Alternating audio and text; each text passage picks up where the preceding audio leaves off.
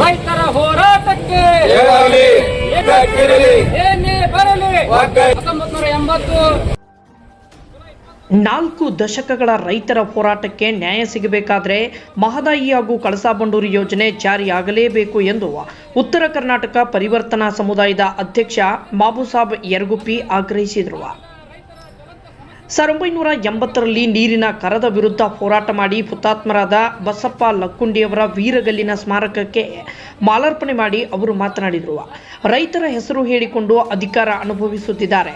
ಆದರೆ ರೈತರ ಸಮಸ್ಯೆಗಳನ್ನು ಬಗೆಹರಿಸುವ ಪ್ರಾಮಾಣಿಕ ಪ್ರಯತ್ನವನ್ನು ಯಾವ ಜನಪ್ರತಿನಿಧಿಗಳು ಮಾಡಿಲ್ಲ.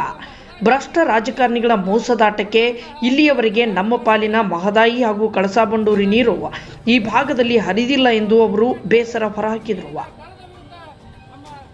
ಈ ಸಂದರ್ಭದಲ್ಲಿ ಮಲ್ಲಿಕಾರ್ಜುನ ಸ್ವಾಮಿ ಮಠಪತಿ, ಶಿವಲಿಂಗಯ್ಯ ಹಿರೇಮಠ್, ರಿಯಾಜ್ ಅಹಮದ್ ನಾಶಿಪುಡಿ, ಕರಿಯಪ್ಪ ಹರ್ಲಿ, ರಾಜು ಗದಗಿನ್, ರವಿ ತೋಟರ್, ಅಲ್ಲಾಭಾಕ್ಷ ಮುಲ್ಲಾ, ಬಾಬುಷಾ ಮಕಾನ್ದಾರ್ ಸೇರಿದಂತೆ ಇನ್ನಿತರರು ಉಪಸ್ಥಿತರಿದ್ದರು. ವರದಿ ಶರೀಫ್ ನವಲ್ಗುಂದ್.